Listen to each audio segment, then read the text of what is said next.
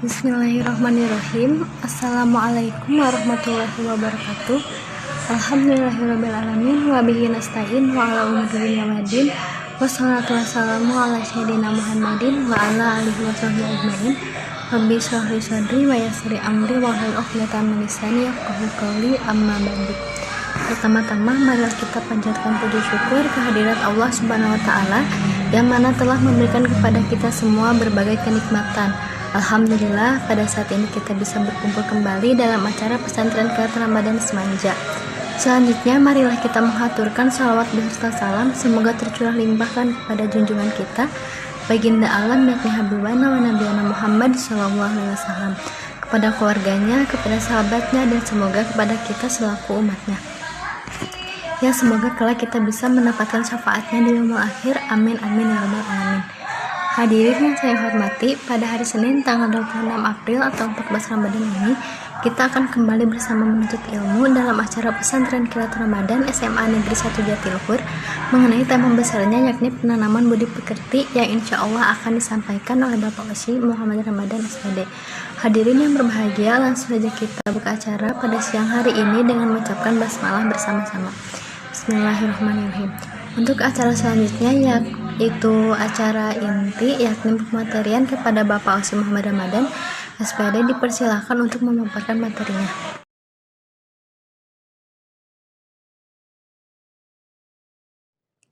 Assalamualaikum warahmatullahi wabarakatuh. Alhamdulillah nahmaduhu wa nasta'inuhu wa nastaghfiruh wa na'udzu billahi min shururi anfusina wa min sayyiati a'malina. May yahdihillahu fala mudhillalah wa may yudlilhu fala hadiyalah. Asyhadu an la ilaha illallah wa asyhadu anna Muhammadan abduhu wa rasuluhu la nabiyya ba'dah. Faqad qala Allah ta'ala fi kitabihil karim wa huwa asdaqul qailin. A'udzu billahi minasyaitonir rajim. Bismillahirrahmanirrahim. Ya ayyuhalladzina amanu kutiba alaikumus syiyam kama kutiba alal ladzina min qablikum la'allakum tattaqun. Rabbi shrah li sadri wa yassir li amri wahlul 'uqdatam min lisani yafqahu qawli. Rabbi zidna ilman nafi'an warzuqna fahman. Subhanaka la ilma lana illa ma 'allamtana innaka antas samiul alim. Para peserta pesantren kilat Ramadan 2021 SMA Negeri 1 Jatiluhur yang Bapak cintai dan banggakan, alhamdulillah pada kesempatan hari ini kita kembali melanjutkan pematerian pemaknaan pesantren Ramadan yang sebelumnya telah kita laksanakan pada pemateri dari IRMA Jawa Barat dan juga diselenggarakan oleh IRMA Jawa Barat. Dan alhamdulillah pada kesempatan hari ini kita akan kembali melanjutkan dengan pemateri dari tim guru PAI SMA Negeri 1 Jatiluhur.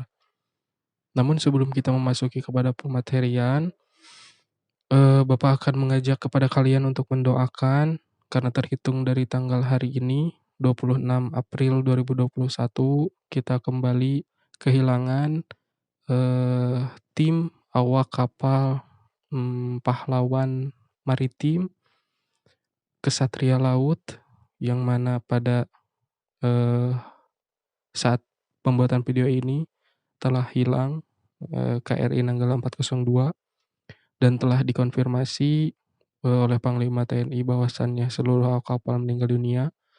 Oleh karena itu kita sebagai umat Islam, kita sebagai umat Indonesia, seyogianya kita akan lebih indah kita untuk mendoakan mereka semua yang gugur. Mudah-mudahan ditempatkan pada tempat yang sebaik-baiknya di sisi Allah Subhanahu wa taala, dan juga kepada para keluarganya mudah-mudahan diliputi oleh ketabahan. Amin ya Allah ya rabbal alamin. Allahumma ighfir lahum warhamhum wa'afihim wa'fu anhum. Dan setelah itu Bapak akan mengucapkan selamat kepada kalian yang masih istiqomah melaksanakan ibadah puasa dengan senantiasa menahan serta segala hal-hal yang membatalkan puasa. Mudah-mudahan kalian atau kita semua, puasa kita semua diterima di sisi Allah Subhanahu wa taala dan menjadikan pahala yang kelak akan menyelamatkan kita di yaumil akhir nanti. Amin ya Allah. Nah, berbicara mengenai puasa, kemarin juga kan telah kalian simak bersama-sama yang dari pemateri Irma Jawa Barat itu mengenai fikihnya atau dari kitab Safinatun Najah mengenai puasa. Nah, pada kesempatan hari ini Bapak akan menyimak atau menyibak puasa Ramadan dalam sudut pandang yang lebih berbeda. Puasa kalau dalam bahasa Arab saum ya asyam bima'na imsak atau menahan diri minal mubtilat dari hal-hal yang membatalkan puasa baik itu secara zahir, lahir maupun secara batin. Secara lahir kemarin kan ya apabila kita dengan sengaja makan atau minum tanpa lupa karena kalau lupa itu tidak ada hukumnya misalkan tek-tek adan gitu ya tek-tek dug gitu ya bedug adan jole makan gitu wah gini adan duhur nah itu nggak apa-apa ya walaupun lupa tapi dengan syarat harus lupa karena lupa nisyan itu tidak ada hukumnya. Nah makan minum apa lagi ya yang membatalkan puasa kemarin juga disebut murtad. Lalu kemudian berhubungan suami istri kemarin juga telah disampaikan oleh pemateri dari Irma dan sebagainya. Nah, secara batin apa? Secara batin itu misalkan kita berbohong, namimah, adu domba, gibah, ria, dan penyakit hati tek-tek bengki yang lainnya. Nah, kita harus menjaga berupaya menahan diri dari sifat-sifat tersebut baik secara lahir maupun batin. Nah, tadi kan ya di dalam surah pada awal tadi ya ayyuhalladzina amanu wahai orang-orang yang beriman kutiba alaikumusiyam kutiba alaikum diwajibkan ditetapkan atas kamu semua apa asyamu siyam puasa kama kutiba alal ladzina seperti halnya diwajibkan alal ladzina min qablikum kepada orang-orang sebelum kamu la'allakum tattaqun agar kamu bertakwa.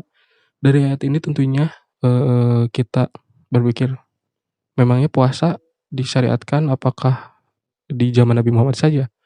Tentu dijelaskan di dalam surat ini juga min qablikum ada orang-orang sebelum kamu berarti ada orang-orang yang sebelumnya melaksanakan puasa juga sebelum umat Nabi Muhammad. Berarti puasa ini bukan hal yang baru ya. Berarti Nabi Muhammad Allah menyuruh Nabi Muhammad setelah menyuruh Nabi Muhammad berpuasa setelah menyuruh kepada umat-umat yang dahulu juga berpuasa. Lalu timbullah pertanyaan bahwasannya apa sih bedanya puasa kita dengan puasa-puasa dari umat yang terdahulu. Nah, di sini kita akan menjelaskan ya membahas mengenai perbedaan-perbedaan tersebut. Karena memang puasa juga kan disyariatkan ya di agama Hindu upawasa namanya. Upaya untuk mendekatkan wasa terhadap yang Maha Kuasa. Jadi upaya untuk mendekatkan kepada yang Maha Kuasa. Upawasa itu dalam bahasa Sanskerta. Nah, perbedaan yang pertama, maksud saja yang pertama yakni sahur. Nah, kenapa sahur? Emang orang dulu kuat puasa. Orang dulu sama semungkin sahur juga namun tidak bersifat dianjurkan. Seperti sabda Nabi sabda tasaharu fa inna fis sahuri barokah.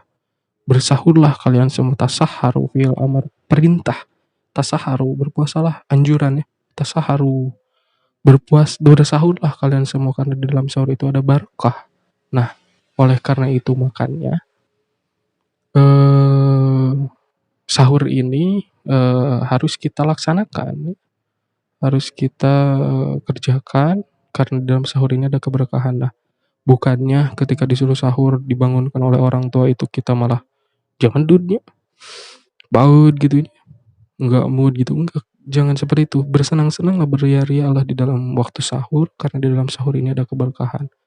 Waktu sahur ini di dalam bahasa Arab sahar yang berarti remang-remang, sahar semakna juga dengan sahir. Sahir ini adalah penyihir karena penyihir itu membunuh, mencelakai, mencederai musuhnya di waktu yang remang-remang. Jadi satu makna lah ya.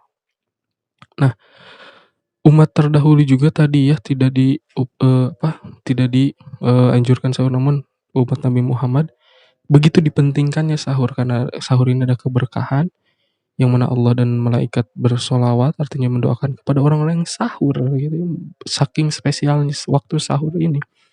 Nah, timbullah pertanyaan gitu ya. Pak, apakah boleh saya tidak sahur karena walaupun saya tidak sahur ini kuat gitu ya. Ya boleh-boleh saja, silahkan, tidak mengapa karena sunnah sahurnya tidak wajib, tapi banyak sekali keberkahan di dalamnya. Rentang sahur ini ya dari mulai menuju subuh ada rentang beberapa menit, 15 sampai 30 menit lah. Dan ini seyogyanya, selayaknya, seharusnya digunakan untuk qiyamul lail, menghidup-hidupi malam ya. Artinya kita membaca Al-Qur'an, mendengarkan nasihat-nasihat, belajar ya. Bagus itu belajar di waktu subuh, sebelum subuh itu. Bertafakkur, nah ini yang penting, merenungi, meninsyafi diri tentang apa yang telah kita lalui pada puasa yang kemarin. Nah, jadi gini, di waktu sahur ini ada banyak sekali pesan yang tersembunyi gitu ya. Gini, biasanya kita bangun pagi itu kapan? Ada 3 kategori mungkin ya. Ada sebelum subuh, ada setelah subuh, dan ada setelah matahari terbit. Nah, yang mengkhawatirkan ini setelah matahari terbit, karena kalau cuaca mendung, maka bangunnya juga mendung ya. Artinya kalau cuaca mendung, matahari adanya jam 10, maka bangunnya juga jam 10. Ini yang bahaya gitu ya. Nah, begitu Ramadan, kita memutus kebiasaan, rantai kebiasaan kita mengambil jarak dengan kebiasaan itu, sehingga kita mengambil kebiasaan-kebiasaan yang baru. Apa sih filosofinya dengan kita melakukan sahur ini? Dengan kita mengambil jarak, berarti gini, kalau kita membaca tulisan tanpa ada spasi, tanpa ada jarak, mungkin tidak akan terbaca. Ada yang nge-DM ke kalian, "Bang, atau Neng, abang lah, Bang, halalin aku dong Bang," gitu ya, mungkin ada DM seperti itu. Kalau tidak ada jarak tentu tidak akan terbaca. Begitupun ketika kita melakukan sahur, apabila kita dengan sebelumnya melakukan jarak, artinya ketika kita bangun jam 5 misal, ketika sahur kita dengan terpaksa bangun jam 3 untuk mempersiapkan masak dan sebagainya, bagi yang masak mah gitu ya. Nah, itu kita mengambil jarak. Nah, makanya oleh Imam Syafi'iyah, ulama-ulama bermazhab Syafi'i, dianjurkan bahwasannya apabila kita melafalkan niat sahur itu seharusnya di setiap malam, bukan 1 bulan sekali ya. Kecuali kalau kita bermazhab Imam Maliki, itu boleh 1 bulan 1 kali. Tapi kalau bermazhab Imam Syafi'i, yang mayoritas dianut oleh bangsa umat muslim di Indonesia, sahur itu tiap malam. Dan seyogianya ketika melafalkan niat sahur ini, dengan serta-merta kita merefleksikan, memiliki nilai refleksi gitu ya, memiliki nilai perenungan. Kita merenungkan apa yang telah terjadi pada puasa yang lalu. Misalkan, Pak, kemarin Pak pada pas sore-sore saya beli takjil Pak, terus saya kesal Pak sama orang yang bawa motor itu tuh, bawa motor Beat tuh. Bawa motornya itu nggak karuan Pak, saya kesel banget, saya kejar, saya marah-marahin dia gitu ya misalkan. Nah, dengan dilaksanakannya niat sahur ini, seyogianya yang telah kita lalui tadi itu, marah-marahin orang itu, seyogianya kita kurangi, direnungi. Apakah itu baik? Ya tentu tidak, karena kita sedang berpuasa. Yang berpuasa kan harus menahan diri gitu ya. Hingga kita kemudian menghilangkan sifat marah tersebut di puasa yang akan kita lalui ini. Nawaitu shauma ghadin, di puasa esok hari ini. Nah, itu yang kemudian harus kita maknai bersama-sama, bahwasannya ketika melafalkan niat puasa di waktu sahur ini, kita senantiasa harus yogyanya dengan serta-merta kita merenungi, merefleksikan diri, memaknai apa itu sahur dan apa yang akan kita kerjakan selanjutnya, dan bagaimana kita melakukan puasa sebelumnya, apakah sudah baik atau belum. Apabila belum baik, maka disempurnakan. Apabila sudah baik, maka lebih ditingkatkan kembali. Nah, langsung saja mungkinnya kepada role model sahurnya Nabi itu seperti apa. Jadi sahurnya Nabi itu ada sebuah hadis yang mengatakan bahwa sahurnya Nabi ini dengan 2 atau 3 kurma dan segelas air putih atau seteguk susu, satu glek susu, glek itu ya udah. Nah, artinya apa? Ini mempelajari bagi kita semua untuk ketika sahur ini tidak berlebih-lebihan. Bukannya mampang-mumpung masih kena boleh makan ya sehingga kita makan dengan saterkebek gitu ya. Sa Sapuasna gitu ya mumpung waktu masih boleh makan sehingga mau muntah gitu ya. Enggak gitu. Secukupnya saja ya, tidak berlebih-lebihan karena emang di samping sahur ini memberikan energi untuk kita nanti berpuasa dan melakukan kegiatan, tentunya bukan berpuasa dan tidur-tiduran. Berpuasa dan melakukan kegiatan di siang harinya. Maka waktu sahur ini sebaiknya di samping itu juga dilakukan sebagai bahan refleksi kita dalam waktu sahur yang dinamai qiyamul lail tadi. Qiyamul lail tadi banyak ya, salah satunya yakni merefleksikan niat kita dari jeda menuju sahur gitu ya, menuju subuh maaf. Nah, itu adalah yang pertama mengenai sahur, waktu sahur. Yang kedua yakni adalah tadarus. Tadarus apa yang kita kenal misalkan menghatamkan bacaan, membaca Al-Qur'an.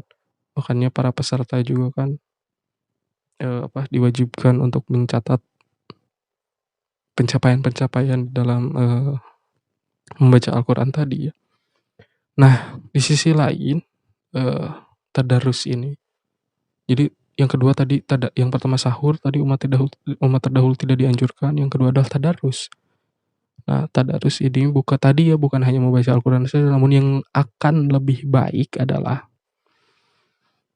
kita berusaha untuk berdialog secara interaktif kepada Allah Subhanahu wa taala, dengan Allah Subhanahu wa taala. Makanya kan kalau di sholawat Qur'aniyah tuh fatuba man takallama ma'ar rahmani bil Qur'an. Fatuba itu sangat beruntung, bukan beruntung ya, tapi sangat beruntung orang yang mampu bercakap-cakap, berdialog secara interaktif gitu ya. Nah, berarti Allah mengajak kita untuk berdialog dong. Lah iya emang seperti di dalam Al-Qur'an Bapak akan menyebutkan satu ayat di dalam surah Wattini Wazaitun, di akhirnya kan alaisallahu bi ahkamil hakimin. Apakah bukankah Allah adalah hakim yang paling bijaksana gitu ya? Maka kita jawab kan bala wa anna ala dzalika minasyahidin. Sumuhun Gusti abdi nyakseni bahwa Gusti adalah bahwa Allah adalah hakim yang paling bijaksana. Nah, artinya kan itu ada dialog ya. Jadi kalau mau curhat kepada itu harus kepada Allah, selain berdoa. Tapi ya selain berdoa, curhat itu kan mencurahkan segala rasa kita yang di dalam hati kepada lawan bicara kita gitu ya. Nah, selain berdoa, kalau berdoa sudah jelas ya, curhat juga sangat bagus itu kalau berdoa, curhat kepada Allah. Selain itu adalah membaca Al-Qur'an, karena membaca Al-Qur'an ada dialog interaktif di dalamnya. Karena memang Quran ini adalah hidangan Allah ya. Kalau diilustrasikan misalkan kita diundang dalam sebuah perjamuan ya, maka sangat beruntunglah orang yang mendatangi perjamuan undangan tersebut dan menikmati undangan tersebut. Ma'dubatullah. Ya. Nah, dan alangkah ruginya apabila orang yang sudah diundang tapi ia nggak datang gitu ya. Sangat rugi ya. Namun tidak kalah ruginya lagi orang yang datang namun tidak mencicipi jamuannya tersebut. Sangat rugi lagi bagi orang yang datang mencicipi namun tidak bisa merasakan kenikmatannya Al-Qur'an itu tersendiri ya. Oleh karena itu maka bulan Ramadan ini adalah bulannya Al-Qur'an. Selain nanti akan ada nuzulul Qur'an ya, turunnya Al-Qur'an, malam Lailatul Qadar dan sebagainya.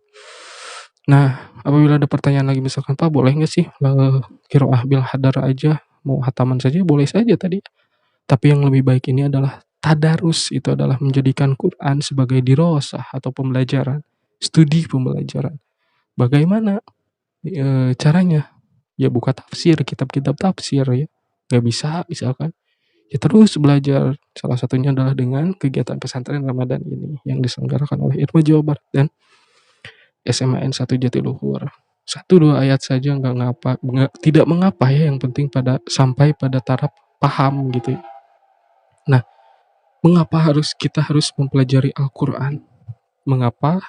Sebentar. Mengapa kita harus mempelajari Al-Quran? Itu sangat penting karena ia adalah way of life gitu ya. Jalan hidup. Harus Anda ketahui semuanya bahwa sekurang-kurangnya ada 3 kandungan di dalam Al-Quran. Yang pertama ini adalah maqasid. Tujuan dari Al-Quran turun ini apa? Maqasid. Yang kedua yakni kaifiyah. Cara untuk mencapai tujuan ini apa? Yang ketiga adalah barohin. Barohin ini adalah bukti-bukti. Nah, maqasid, tujuan Quran itu apa? Sebenarnya tujuan Quran itu untuk menyempurnakan syariat, akidah, akhlak. Syariat ya kita ngaji fikih, akidah kita yang ngaji tauhid, akhlak ya kita ngaji tasawuf gitu. Sekarang kita bedah sedikit ya mengenai syariat. Syariat itu apa sih? Syariat itu seperti apa yang kita ketahui di dalam rukun Islam.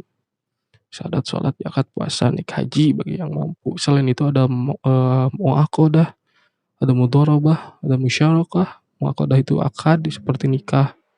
Ada akad di sana itu untuk tujuan dari syariat. Karena tujuan syariat itu ada beberapa ya, hifdzuddin, hifdzun nafsi, hifdzul mal, hifdzul akal, dan hifdzun nasl. Jadi dengan adanya syariat itu untuk menjaga agama. Tadi menjaga agama seperti apa? Seperti kita sholat bisa menegakkan sholat dengan nyaman, bisa berpuasa dengan nyaman, bisa akad nikah, akad jual beli, mudharabah jual beli dan sebagainya dengan nyaman. Maka itu dibungkuslah dengan yang namanya negara. Bahwasannya bahwa negara harus menjamin setiap warga negaranya untuk beribadah dengan aman. Maka dia adalah hifdzuddin, menjaga agama, berfungsi sebagai hifdzuddin juga. Yang kedua, tujuan dari syariat ini adalah hifdzun nafsi. Nah, menjaga diri. Apa yang mengancam diri ini seperti pembunuhan. Pembunuhan, maka itu dilarang oleh syariat. Yang ketiga yakni hifdzun mal, menjaga harta. Misalkan ada seseorang memiliki sendok yang sangat ia hargai gitu ya, sehingga ia menjadikannya sebagai mal, sebagai harta yang ia miliki. Suatu ketika sendok itu direbut oleh temannya, misalkan ia oleh begal misalkan lah ya, direbut oleh begal, satu sendok itu direbut oleh begal hingga dia melawannya dan dia meninggal dunia, dan itu syahid dia karena ia berupaya dalam menjaga hartanya, walaupun itu adalah satu sendok. Bapak tidak tahu ya, mungkin sendok itu terbuat dari emas sehingga ia berani mengorbankan nyawanya seperti itu ya. Nah, yang keempat yakni hifdzun akal. Hifdzun akal itu apa? Menjaga akal. Misalkan mabuk gitu ya, minum minuman keras, khamar, narkoba gitu ya. Terus judi itu ya, merusak akal pikiran dan sebagainya. Maka itu dilarang karena itu mencacati daripada akal itu sendiri. Karena tadi ya tujuan syariat adalah hifdzun akal, untuk menjaga akal. Maka narkoba dan sebagainya itu tidak usah dicari dalilnya karena sudah pasti haram gitu ya, karena berlawanan dengan hifdzun akal itu sendiri, menjaga akal itu sendiri. Dan yang terakhir yakni hifdzun nasl, yakni menjaga nasab, keturunan. Maka perbuatan-perbuatan seperti zina ya, perselingkuhan ya, terus pelakor misalkan ya, nah itu dilarang pasti oleh agama. Karena ini akan merusak nasab ya. Yang Bapak tekankan di dalam hal ini, kita itu harus mempelajari semua dari mulai Maqasid tadi, kaifiyat, dan barohin. Tentang ketiganya ini Bapak akan mengilustrasikan seperti ini. Maqasid ini misal tujuan tadi kan ya, tujuan kita misalkan akan berangkat ke Surabaya. Cara kita untuk berangkat ke Surabaya ini bisa menggunakan kereta api, pesawat, bis, dan sebagainya. Pesawat, bis, dan kereta itu cara yang akan kita gunakan untuk mencapai tujuan itu dinamakan madhab. Oleh karena itu maka cukup dengan tidur saja di bis maka kita akan sampai kepada tujuan maqasid tadi. Barohinnya apa bukti-buktinya? Bukti-buktinya seperti tiket kereta api di kereta buktinya. Nah, karena memang untuk dalam kita mengaji syariat tadi, mengaji fikih tadi untuk sampai kepada syariat yang baik, ngaji tauhid ini, ilmu kalam teologi untuk sampai pada akidah atau taraf keimanan yang baik, ngaji tasawuf untuk mencapai pada pekerti moralitas dan perilaku yang baik. Kalau gitu ada pertanyaan, berarti kita harus ngaji dong ya? Harus bahkan wajib ya, fardu'ain menuntut ilmu itu. Ya siapa ngajinya? Selain di Semanja ngajinya, kalian juga harus tetap mengaji di lingkungan rumah kalian masing-masing. Ini mah pada zaman Bapak ya, ada anggapan bahwa setelah SMP itu ketika masuk SMA maka ngaji di rumah itu dihentikan. Wah, itu anggapan yang sangat salah. Karena bertabrakan dengan prinsip menuntut ilmu wajib tadi dari mulai kita lahir sampai yang lahat itu. Dan bahwasannya minimal kita ikut irma gitu ya kalau di Semanja, Irma Salman Al-Farisi. Apalagi kita memiliki masjid yang baru, mari kita bersama-sama menghidupi masjid itu. Jangan ada anggapan bahwa ikut irma mah Pak kolot gitunya. Tuh asik Pak, pokoknya mah gak gue banget gitu ya. Ikutan ilmu mah ketinggalan ya. Mungkin anggapan Anda ya selama ini salah. Karena memang kemarin kan ya ada yang ngasih materi dari materi motivasi itu. Yang awal tuh beliau kan bisa kuliah S2, S3 melanjutkan studinya di Korea. Itu ya artinya bahwa beliau adalah jebolan Irma juga. Ini adalah salah satu barohin bukti tadi ya. Bukti bahwasannya di Irma kalian akan tetap mempelajari ilmu-ilmu umum sangat dianjurkan dan mengisi daya spiritual kalian agar tetap hidup. Gitu ya. Nah, ini adalah beliau adalah salah satu juga jebolan dari Irma gitu, Ikatan Remaja Masjid. Terus jangan ada anggapan misalkan Pak anak-anak Irma mah pada soleh Pak, solehah gitu ya, abdi mah maca Quran juga bisa. Salah juga ya. Justru dengan kita bersama-sama belajar masuk Irma, gak ada yang paling pintar di sini, gak ada yang paling bodoh di sini. Kita akan bersama-sama belajar cara bagaimana membaca Al-Quran dan sebagainya. Justru ini tempatnya orang yang tidak bisa, sehingga berusaha untuk menjadi bisa. Nah, dan ya kalau mau daftar mah ke Sitmul aja ya. Nomor WhatsApp-nya sudah Bapak cantumkan di Google Classroom kemarin juga sudah. Nah, intinya jangan ada anggapan-anggapan seperti itu. Kita kembali kepada tadi ya, tujuan syariat, maqasid, kaifiyat, dan barohin. Barohin bukti-bukti sedikit ya Bapak akan tambahkan. Tadi kan ya berupa tiket ini, karena memang di Quran ini kalau misalkan kalau tidak ikut Allah atau Nabi, ini buktinya. Misalkan ada umat-umat terdahulu yang tidak mengikuti Allah dan Nabi, ini buktinya di Quran disuguhkan.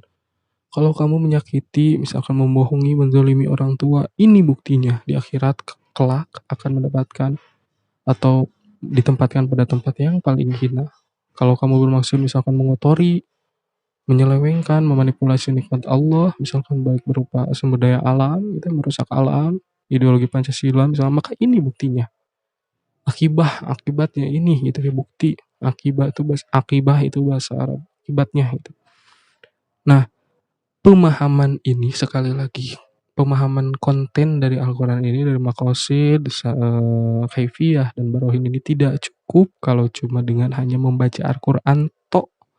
menghafalkan Al-Quran toh kita harus tetap ngaji, bertadarus. Mampang mempeng ada pesantren Ramadan di rumah gitu ya, apalagi kita sambil tidak tidak mengeluarkan effort yang lebih lah setidaknya untuk keluar rumah. Ayo kita manfaatkan, menyelesaikan segala kegiatannya dengan sampai selesai gitu ya. Bukan hanya ingin dimotivasikan oleh satu lembar sertifikat saja, tapi kita harus melaksanakan tadarus, menjadikan Quran tadi sebagai dirosah pembelajaran untuk kita terapkan dalam hati kita agar menimbulkan kesadaran bahwa Al-Quran ini adalah cara kita untuk berdialog dengan Allah tadi. Nah, ini yang kedua. Yang ketiga adalah tarawih. Tarawih ini maknanya santai-santai ya, nuhah, istirahat, karena emang gini. Zaman dulu kan tarawih 2 rakaat atau 4 rakaat istirahat, minum teh dulu, kopi dulu, gitu. Jadi santai-santai maknanya. Dan tarawih ini ada 2 riwayat. Yang pertama adalah dari riwayat Sayyidina Umar, bahwa Sayyidina Umar mengatakan bahwa tarawih ini rakaatnya 20. Dan dari Sayyidati Aisyah ini adalah ada 8 rakaat, bebas. Boleh yang mana mau 8 rakaat, mau 20 rakaat. Perbedaan itu jangan jadi sebab kita cekcok gitu ya, berpecah belah. Karena memang Islam itu mudah, mana saja boleh. Kalau kalian 8 rakaat plus 3 atau 20 rakaat plus 3 boleh mana saja. Namun sebaiknya mengikuti apa yang telah ada sebelumnya di masjid kalian, misalkan 23 apa biasanya juga. Ya boleh, bagus 23 saja. Di masjid terdekat saya misalkan ada 11 biasanya juga. Boleh 11. Mana saja boleh, karena emang Islam itu memudahkan ya. Silahkan saja. Yang penting kalian bertarawih. Tarawih ini tidak dianjurkan ya. Bapak tegaskan lagi, tidak dianjurkan kepada umat-umat yang terdahulu. Nah, tarawih tadi kan maknanya santai. Karena memang tadi juga ya tarawih ini sholat 2 rakaat atau 4 rakaat istirahat. Begitu salam ya, istirahat dulu sejenak, minum teh dulu. Ada hidangan misalkan ya, ada singkong rebus misalkan. Sate marangi itunya, wah, gimana laku masjid. Nah, Nabi, untuk kalian pahami saja ini ya, bahwa Nabi tarawih 6 kali, hanya 6 kali, 3 kali di masjid dan 3 kali di kediaman beliau. Ini dilakukan Nabi bukan karena Nabi malas ya. Wah, salah kalau ada yang beranggapan seperti itu. Ini dilakukan Nabi karena untuk mempertegas agar tidak ada anggapan tarawih itu wajib. Sunnah, tarawih ini sunnah. Namun sunnah yang sangat baik dilakukan, karena dilakukan di bulan Ramadan saja yang belum tentu akan kita temukan di bulan Ramadan tahun depan. Ya, umur siapa yang tahu. Nah, beliau khawatir apabila tarawih ini menjadi wajib, khawatir ada anggapan seperti itu. Oleh karenanya, bagi laki-laki ya, anu ngerasa laki-lakinya, kalian harus belajar jadi imam tarawih. Kapan-kapan kalian itu akan mengimami istri kalian nanti kelak, mungkin ada halangan dan sebagainya, ada uzur dan sebagainya yang mengharuskan kalian harus tarawih di rumah. Siapa lagi yang harus menjadi imam? Kalian para laki-laki gitu ya. Oleh karena itu di masa pandemi ini, kalau pandemi ini kan udah mulai boleh di masjid asal dengan syarat menjaga jarak. Kalau tahun lalu kan lebih ketat mungkin ya, tidak boleh tarawih di masjid gitu ya, harus di rumah masing-masing. Nah, tadi ya tarawih ini kalian sebagai laki-laki harus bisa mengimami tarawih. Karena kelak mungkin kemudian kalian akan besar nanti setelah menikah. Sewaktu-waktu kalian akan mungkin akan dibutuhkan sebagai imam. Nah, mungkin demikian ya. Ada 3 yang setidaknya ada 3 terlebih dahulu karena sudah setengah jam lebih. Yang pertama adalah sahur tadi. Dari sahur, kemudian tadarus dan tarawih. Dan perbedaan umat terdahulu dengan umat zaman Nabi ini sangat signifikan ya, karena kita akan sampai pada pemahaman bahwa rupa-rupanya baik itu sahur, tadarus, tarawih itu ia berjalin jemalin ya. ia bertali temali satu sama lain untuk kita hayati, memaknai hakikat Ramadan itu apa. Nah, tadi dikatakan bahwa sahur maknanya adalah qiyamul lail, momen kita untuk merevitalisasi, merekonstruksi niat, mentafakuri, merenungi, menginsafi puasa kita kemarin itu bagaimana. Tadarus tadi menjadikan Quran sebagai dirosah, sebagai pelajaran, kemudian tarawih sudah terang tadi ada kegiatan kumpul-kumpul di masjid bersama orang soleh setelah tarawih tadarus. Nah ini yang membedakan puasa kita dengan umat terdahulu ya. Syahrul Ramadan alladzi unzila fihil Quran. Jadi kita begitu jelas hakikat kita sebenarnya apa sih. Jadi kita diberi hadiah hakikat puasa ini. Kita diberi hadiah berupa cara disiplin kepemimpinan di dalam tarawih berjamaah ini. Ini kan kita belajar di dalam tarawih ini belajar leadership tadi ya, laki-laki, rujuliah kepemimpinan gitu ya, maupun laki-laki maupun wanita. Kedua, kita belajar pendalaman Quran ya, menjadikan Quran sebagai dirosah pembelajaran. Ketiga, kita juga punya sahur yakni qiyamul lail, menghidup-hidupi malam, mengganti kebiasaan lama dengan baru yang biasanya bangun kalau tadi teh ya, kalau mendung jam 10 sebelum puasa tuh, kalau mendung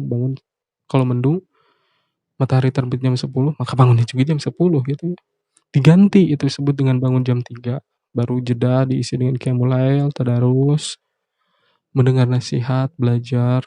Yang paling utama adalah merenungi, merefleksikan dosa, memohon ampun, berzikir kepada Allah Subhanahu wa taala. Nah, kalau itu bisa maka derajat kita nanti adalah sebagai muttaqin, orang-orang yang bertakwa. Sesuai dengan ayat yang Bapak sampaikan tadi ya. Di awal ya ayyuhalladzina amanu kutiba alaikumus syiyam kama kutiba alal ladzina min qablikum la'allakum tattaqun, agar kalian menjadi orang yang bertakwa. Nah, kalau kita bisa merefleksikan ketiga ini di dalam satu bulan Ramadan ini, maka kita akan menjadi manusia yang paripurna, sempurna gitu. Maka kita akan menjadi ta'disu insan ya, akan mampu untuk memanusiakan manusia. Jadi itu adalah puasa yang sesungguhnya hakikat dari puasa tidak hanya dohir ya, tetapi batin. Tidak hanya jasmani, menahan makan minum, minal mubtilat tentunya, tetapi menahan pikiran, hati, nafsu, menahan untuk tidak menyakiti sesama. Oleh karena itu puasa ini sangat istimewa ya. Mungkin demikian yang dapat Bapak sampaikan pada kesempatan hari ini. Mohon maaf atas segala kekurangan. Wallahul muwaffiq ila aqwamit thoriq. Wassalamualaikum warahmatullahi wabarakatuh. Terima kasih kepada Bapak Osi Muhammad Ramadan yang telah memaparkan materinya. Semoga apa-apa yang beliau sampaikan dapat menjadi pengetahuan bagi kita bersama, terutama pada bulan yang sangat mulia ini dapat kita implementasikan bersama sehingga menjadi ladang amal yang dilipat gandakan. Amin ya Allah ya Rabbal Alamin.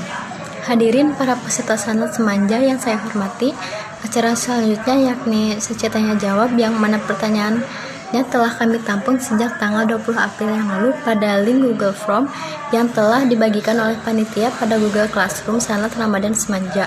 Langsung saja pada pertanyaan yang pertama, yakni dari sahabat Dara Syaira Putri Abdullah kelas 11 MIPA 5 yang menanyakan terkait batas seseorang dalam memulai puasa.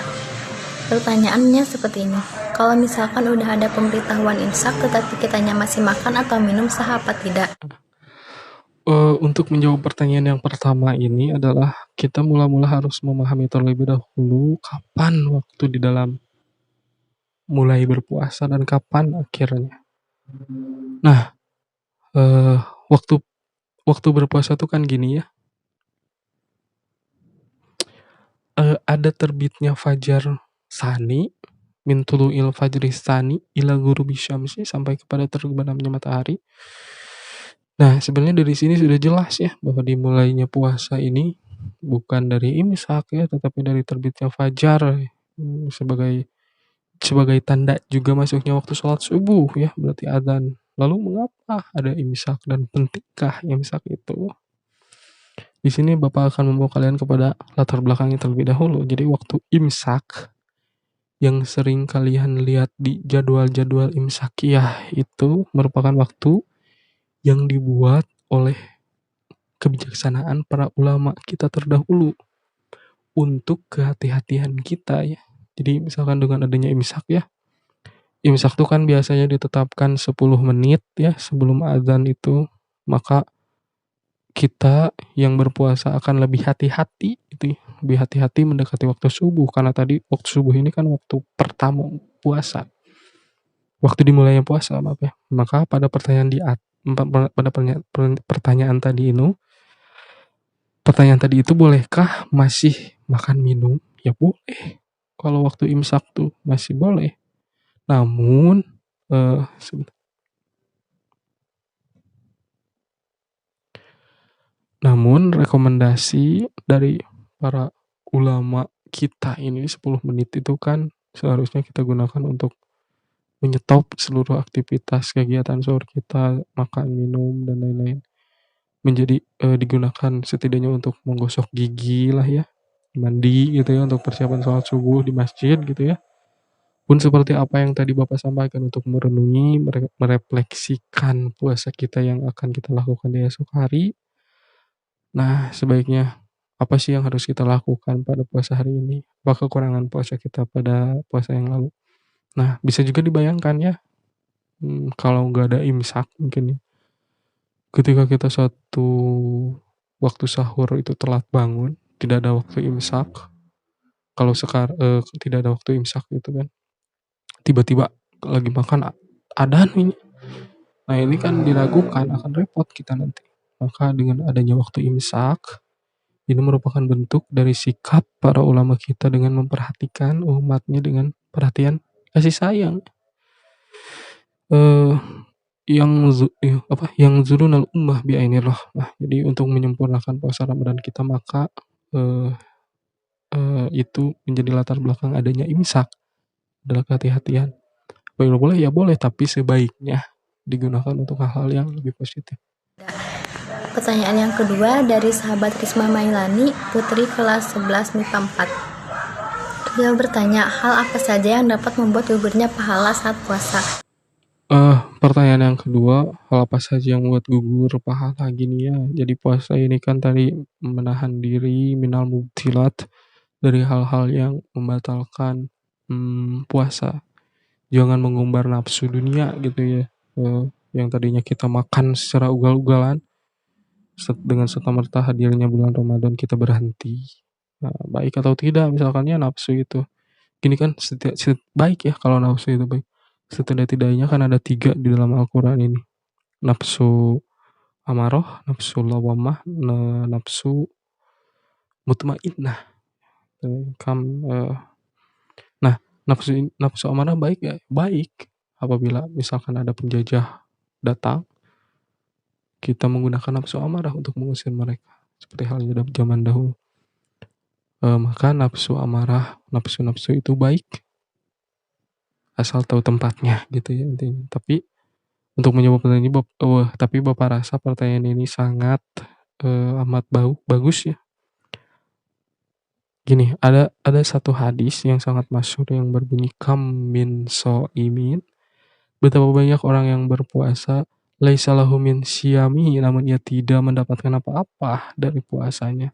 Ila ju'i wal atas, kecuali lapar dan haus saja. Berarti ada hal-hal yang harus kita perhatikan untuk tadi ya, untuk laisa lahu min siyamihi tadi, untuk tidak mendapatkan apa-apanya karena rugi sekali ya apabila puasa mendapatkan lapar haus tapi pahalanya tidak. Wah, rugi sekali. Oleh karenanya itu kita harus menjaga puasa kita dari hal-hal yang justru malah merugikan kita. Haus iya, lapar iya, tapi malah yang tidak dapat, wah rugi. Seperti apa, berbohong ya. Sama juga dengan menyebarkan kebohongan, seperti menyebar hoax ya. Gibah gitu, wah sedap di puasa siang-siang. Gibah, membicarakan keburukan orang lain meski benar.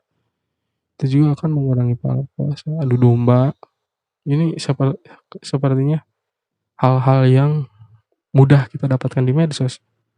Berbohong, gibah, dilambe turah, adu domba, memfitnah, memandang syahwat. Nah, banyak sekali di medsos ini, hati-hati ya. Sumpah palsu, menyebutkan nama Tuhan dengan kebohongan. Di sisi lain juga seperti yang diceritakan oleh Habib Zain bin Smith bahwasannya riya juga akan membatalkan eh, nilai puasa kita. Nah, itu adalah hal-hal yang harus kita perhatikan. Marilah kita sibukkan puasa ini di siang harinya tentunya dengan membaca Al-Quran, menuntut ilmu, salah satunya dengan pesantren digital Ramadan. Lalu kemudian mengisi hari-hari kita dengan membantu orang tua di rumah, misalkan mengisi hari-hari kita dengan hal-hal yang bermanfaat ya. Kurangi medsos karena tadi yang Bapak sebutkan itu indikator-indikator yang ada di medsos semua rata-rata ya. Kurangilah dan perbanyaklah amal-amal kita untuk menyempurnakan ibadah puasa kita karena tadi rugi. Laisa min syamihi, tidak ada mendapat apa-apa dari puasanya itu. Ilal ju' wal atas, kecuali lapar dan haus. Ya, mudah-mudahan kita dilindungi dari perbuatan yang akan merusak segala kadar kesempurnaan puasa kita. Dan pertanyaan yang ketiga yakni dari sahabat Indri Astuti dari kelas 10 MIPA 5. Mungkin pertanyaan ini lebih menjurus kepada hal-hal teknis. Beliau menanyakan terkait waktu kegiatan pesantren Ramadan ini. Pesantren Ramadan sampai tanggal berapa? Silakan Pak. Pertanyaan yang ketiga ini lebih mengenai teknis kegiatan Ramadan, betul tadi ya. Artinya bahwa gini, hal yang harus kalian ketahui bahwa pesantren Ramadan ini diselenggarakan dari mulai tanggal 1 Ramadan hingga nanti malam takbiran. Artinya tanggal 29 Ramadan ya, atau 30 Ramadan, tuh 9 lah kurang lebih. Nah, dari tanggal 1 sampai 29 ini ada beberapa rangkaian acara yang harus atau kegiatan yang harus kita bersama-sama laksanakan. Yang pertama seperti kemarin dari Irma Jabar yang telah kalian lalui itu. Yang kedua saat ini yang insya Allah sampai hari Jumat nanti.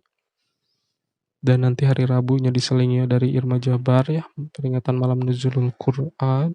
Nah, selain itu, selain pengisian materi, ada juga bukan pengisian, menyimak materi, ada juga pengisian dari lembar ringkasan ceramah yang pada saat sebelum maghrib itu loh, yang ada di YouTube. Nah, itu harus kalian isi, yang mana linknya atau banyak tersedia di YouTube Irma Jabar saat sebelum maghrib. Selain lembar ringkasan Ramadan, yang harus kalian isi adalah lembar checklist seperti lembar mengerjakan sholat, tadarus, tarawih, bagi laki-laki sholat Jumat.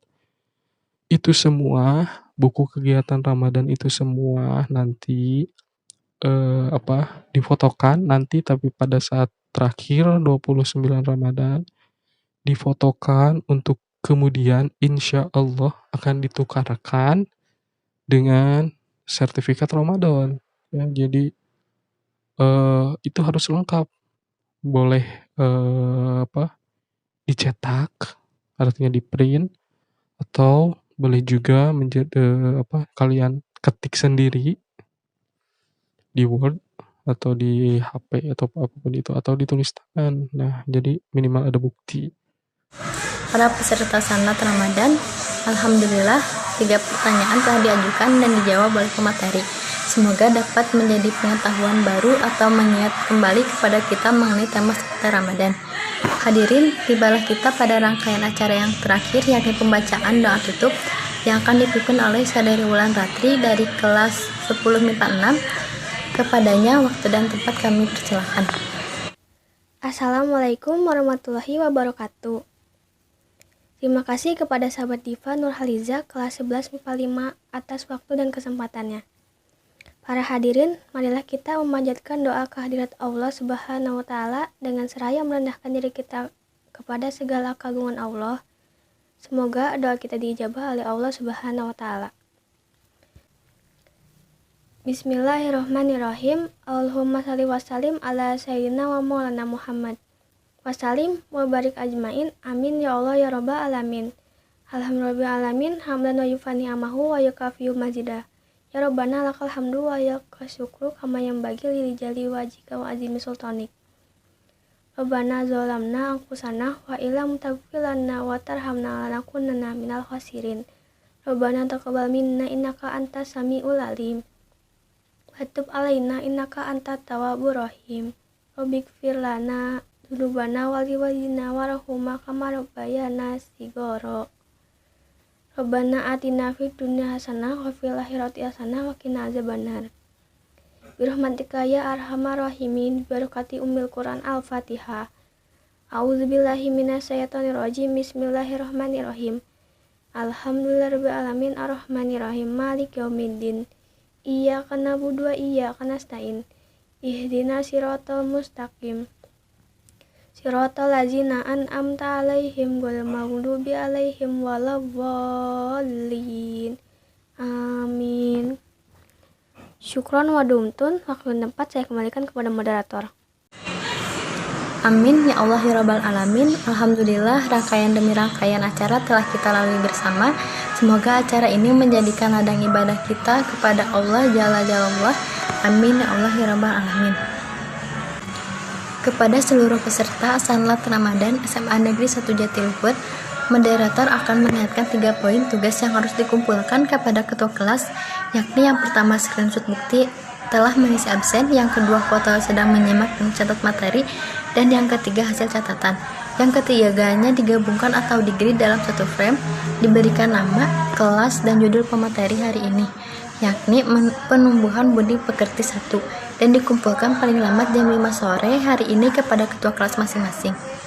Hadirin yang berbahagia, saya Diva Nurhalizah dari kelas 10 MIPA 5 selaku moderator dan perwakilan dari Irma Salman Al-Farisi Semanja mengucapkan terima kasih atas kesediaan para peserta dalam mengikuti kegiatan hari ini, dan terutama saya secara pribadi dan panitia menyampaikan mohon maaf apabila ada kesalahan dan khilafan dalam perbuatan, perilaku, terutama tutur kata. Wassalamualaikum warahmatullahi wabarakatuh.